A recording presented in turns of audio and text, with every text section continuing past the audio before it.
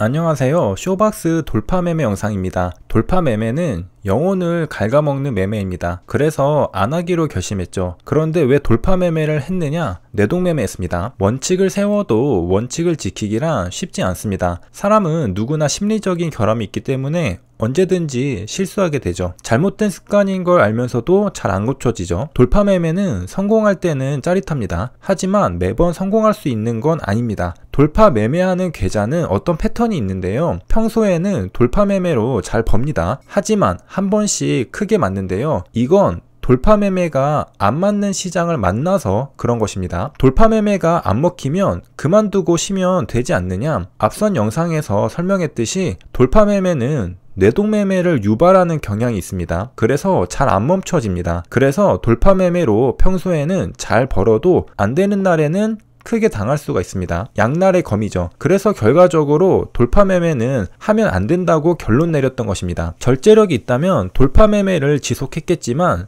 절제력이 부족하기 때문에 지속하기 힘들다고 판단한 것이죠. 이러한 경험을 통해 알 수 있는 사실은 돌파 매매라고 해도 항상 돈을 버는 건 아니고 돈을 잃는 시장이 있다는 사실입니다. 그런 시장이 도래했을 때 손실 패턴을 발견하고 끊어내면 크게 잃지 않고 살아날 수 있습니다. 하지만 내동 매매를 유발하는 돌파 매매는 그게 쉽지 않습니다. 돌파 매매를 되는 날에만 하고 안 되는 날에는 쉬는 게 말처럼 쉽지 않았던 것입니다. 평소에는 잘 달리다가 갑자기 어느 날 브레이크 고장난 자동차처럼 질주하다가 폭발하게 되죠. 돌파 매매를 할 때 주의할 점은 절대로 욕심을 부리면 안 된다는 것입니다. 욕심 부리다가 못 팔면 손실 전환할 수 있습니다. 욕심은 왜 부리게 되는가? 여기서 정말 조금만 더 올라주면 추가로 큰 수익이 생기기 때문에 조금만 더 하다가 못 팔게 되는 심리가 있고요. 앞선 손실이 클 경우 복구 심리로 더 올라줘야 한다고 버티게 되는 심리가 있습니다. 하지만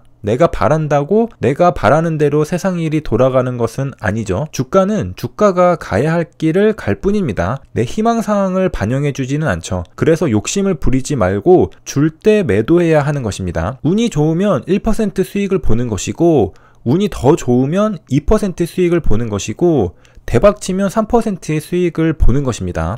나의 수익률은 시장이 정해주는 것입니다. 시장이 은혜를 베푸는 것이죠. 돌파 매수 타점은 일정하지만 얼마나 더 상승할지는 나에게 달린 것이 아니라 시장에 달렸다는 말입니다. 시장이 좋으면 상승률이 더 높을 것입니다. 하지만 시장이 안 좋으면 상승률은 더 낮을 것입니다. 상승률이 낮다고 실망하지 말고 줄 때 매도하고 나올 줄 알아야 합니다. 그래야 롱런 할 수 있죠. 욕심은 패망의 지름길입니다. 돌파 매매할 때 주의할 점은 뉴스는 몰라도 왜 상승하는지는 알아야 합니다. 최소한의 근거입니다. 급등하는 주가는 항상 투심을 자극합니다. 그리고 손실을 보게 만들죠.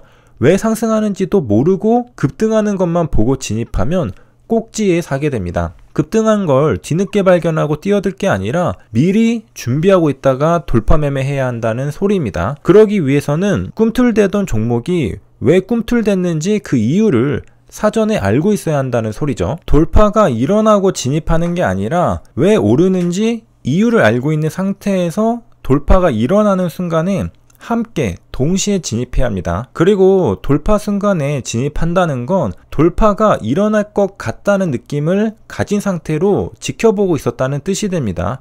그 느낌은 이 주식이 왜 오를 것인지 최소한의 근거를 알고 있을 때 발생합니다. 돈의 쏠림, 돈의 이동을 항상 생각해야 합니다. 과거의 돈이 아니라 미래의 돈을 생각해야 합니다. 이미 돈이 들어와서 급등한 다음에 발견하는 게 아니라 돈이 들어올 만한 다음 종목은 무슨 종목일지를 미리 생각해야 한다는 겁니다. 결국 사람들이 왜 저 주식을 사는지 이해해야 알 수 있습니다. 그리고 이유를 알아야 대략적인 고점과 저점에 대한 나의 시각이 생겨날 수 있죠. 미리 어느 정도 예상하고 대응하는 것과 순간적으로 대응하는 것은 차이가 있습니다. 순간적인 대응은 실수하게 됩니다. 그리고 돌파 매매는 매수할 때 상승 등락률이 몇 %인지도 영향을 미치는 것 같습니다. 그래서 매수 등락률의 히스토그램을 그려봤는데요. 저의 경우에는 상승률 10에서 20%에서 매수가 많이 일어났던 것을 알 수 있습니다. 히스토그램은 빈도수를 나타내는데요. 가로축은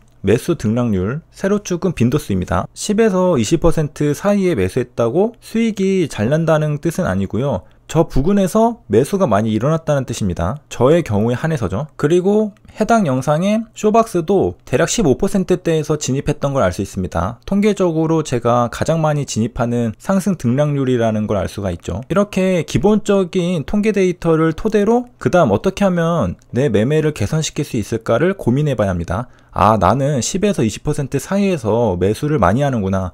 그러면 저 자리에서 매수하는 게 이득일까? 손해일까? 그런 것들을 한 번은 따져봐야 된다는 것이죠. 도움이 되셨길 바라며 여기까지 시청해주셔서 감사합니다.